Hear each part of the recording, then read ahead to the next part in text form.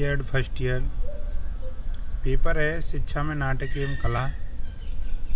इकाई संख्या 3 है दृश्य कला शिक्षण एवं अधिगम, जिसमें आज का जो टॉपिक है वो है नाटक शिक्षा में अधिगम से संबंध। यानी नाटक शिक्षा में अधिगम से संबंध क्या होता है। सीखना एक प्रक्रिया है और सीखने में जीवन में मृत्यु उपरांत उन सभी अनुभवों और प्रशिक्षणों का समावेश होता है जिसके द्वारा व्यक्ति व्यवहार में परिवर्तन लाने और निभाई भूमिका भी आती है। यानी जीवन मृत्यु या उपरांत व्यक्ति के जो अनुभव होते हैं उन अनुभवों को समावेश करता है और उन व्यवहारों में भी परिवर्तन लाने का भूमिका निभाता है या कार्य करता है। तो ये अतः हम कह सकते हैं कि सीखना व्यवहारगत परिवर्तन है, अर्थात अनुभव उसके द्वारा व्यवहार होने वाले परिवर्तन को सिखाना या अधिगम कहते हैं। यानी हम कह सकते हैं कि जो सीखना व्यवहारगत परिवर्तन हो सकता है मगर या अथवा अनुभव के आधार पर व्यवहार में होने वाले परिवर्तन को सीखना या अधिगम कहते हैं। अधिगम के लिए नाटक शिक्षा की महत्वपूर्ण आवश्यकता है। जो कुछ बालक को सीखना यदि प्रशिक्षक के उसे प्रत्यक्ष रूप से नाटक द्वारा विषय वस्तु प्रस्तुत करे या उस प्रकरण को आधारित नाटक व्यूह रचना बनाकर शिक्षण करवाए तो बालक उसी रुचि को देखते हुए उत्पन्न भावों को आत्मसात कर लेने से अधिगम प्रभावित होता है। यानी अधिगम नाटक के लिए इसलिए महत्वपूर्ण है जो शिक्षक बालक को नाटक के माध्यम से सिखाता है किसी चीज़ को तो बालक उस चीज़ को जल्दी सीख जाता है और इसका आत्मसात से लेकर उसे जिससे अधिगम को प्रभावित करता है उसमें बालक उसे रुचि जागृत होती है, देखने को उत्पन्न करता है और उस चीज़ को जल्दी सीख भी जाता है। अब हम कह सकते हैं कि बालक को किस प्रकार आत्मसात करना है, क्या करना है, तो ये अधिगम पर आधारित होता है। क्योंकि व्यूह रचना का शिक्षण कार्य करवाता है शिक्षक, तो उस आधारित को इस प्रकार तैयार करता है कि उस घटना से संबंधित हो, उसकी विषय वस्तु हो कि हमें किस तरह की विषय वस्तु बनानी है। यानी हमें जिस टॉपिक को पढ़ाना है उससे संबंधित से ही विषय वस्तु तैयार करनी होगी।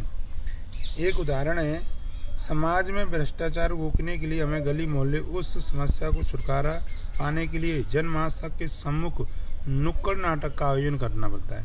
यानी समाज में जब भ्रष्टाचार को दूर करना है तो उसे दूर करने के लिए हमें नुक्कड़ नाटक का आयोजन करना पड़ता है और नाटक के माध्यम से हम समाज में जो बुराइयां है उसको दूर करने का प्रयास करते हैं। इस तरह की समस्याओं पुस्तकों से पढ़कर दूर नहीं किया जा सकता बल्कि समस्या का प्रत्यक्ष चित्रण व्यवहार में दिखाकर उसमें होने वाली दुष्परिणाम को सामने रखकर दूर करने के लिए प्रेरित करते हैं। यानी हम इस चीज़ को पुस्तक में पढ़कर दूर नहीं कर सकते, इसको हम देखकर जो इसके दुष्परिणाम होते हैं, इस समस्या से क्या दुष्परिणाम है, क्या परेशानी होंगी, उसको हम समझकर इसका समाधान कर सकते हैं, दूर करने का प्रेरित करते हैं। शिक्षा द्वारा अधिगम सीखने के व्यवहार में सभी क्षेत्रों में ज्ञानात्मक, क्रियात्मक एवं भाषात्मक आवश्यक परिवर्तन लाए जा सकते हैं। नाटक ही एक ऐसा उत्कर्ष साधन है जो अध्यापक को बच्चों के साथ अपनापन स्थापित करने के लिए आंतरिक विचारों और भावनाओं को समझने में सहायता करता है। यानी नाटक शिक्षा एक ऐसी प्रक्रिया है जिसके माध्यम से शिक्षक और बालक दोनों में संबंध, आंतरिक संबंध और विचारों और भावनाओं को समझने में सहायता पड़ती है। यानी जब हम नाटक प्रस्तुत करते हैं तो उसमें इस प्रकार की क्रियाकलाप आते हैं कि नाटक और बालक, वो शिक्षक और बालक दोनों में भावना और समझने की सहायता, यानी जो आंतरिक भावना होती है उसे समझने की शक्ति प्रदान करता है। शिक्षक और छात्रों के बीच स्कूल में सभी क्रिया संपादकों में सहायक सिद्ध होता है। यानी कि जो छात्र और शिक्षक के जो संबंध होते हैं वो क्रिया संपादक सहायक होते हैं। यानी हम कह सकते हैं कि शिक्षक के और बालक के मध्य जो संबंध होता है इसमें बड़ा योगदान रहता है कि जो किस प्रकार की है। विद्यालय में नाटक का अभ्यास, शून्य कालांश, प्रार्थना सभा अर्थात मध्यांक, जो मध्यवर्ती अवकाश वगैरह, यानी किसी भी प्रकार की छुट्टियाँ होती हैं उसमें किया जा सकता है। विद्यालय के समय समाप्त होने के पश्चात रुककर भी अभ्यास किया जा सकता है। यानी जब विद्यालय का जो समय हो जाता है, छुट्टी हो जाती है, उसके बाद भी इसका अभ्यास किया जा सकता है। शिक्षा का दायित्व व्यक्तित्व का विकास करना। कलाएं सृजनात्मक विधि से पढ़ाई जाएं तो व्यक्तित्व के विकास में सहायक हो सकती हैं। यानी कलाओं को सृजनात्मक विधि के द्वारा पढ़ाया जाता है तो व्यक्ति के व्यक्तित्व का विकास में सहायक होती हैं। स्वयं करके सीखना और जानने की भावना नाटक के माध्यम से ही हम पूर्ण कर सकते हैं। इसमें अंग्रेजी, हिंदी, संस्कृत, उर्दू भाषा, क्षेत्रीय भाषाओं का बहुत प्रभाव रहता है और हमें किसी कार्य करने के लिए बड़ा योगदान मिलता है भाषाओं का।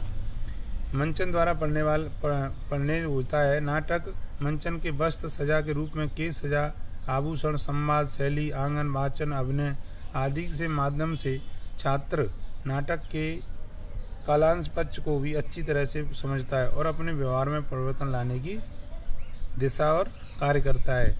इस प्रकार नाटक शिक्षा केवल मनोरंजन प्रदान नहीं है, वह छात्रों को सीखने के लिए नवीन अवसर उपलब्ध कराती है। यानी इससे हम कह सकते हैं कि नाटक के माध्यम से भिन्न भिन्न जो क्रिया, जो समस्या आती है उसका भी समाधान हो सकता है। हम किसी समस्या को हल करने के लिए माध्यम के द्वारा हम नाटक के माध्यम से हम किसी चीज़ की समस्या बताते हैं तो उसे बालक जल्दी समझ जाते हैं। तो इसी पॉइंट यहीं खत्म होता है। कल बात करेंगे समस्याओं के नए तरीके सामने लाने के लिए नाटक दबाव, यानी नाटक में जो समस्या आती है उसके बारे में बात करेंगे।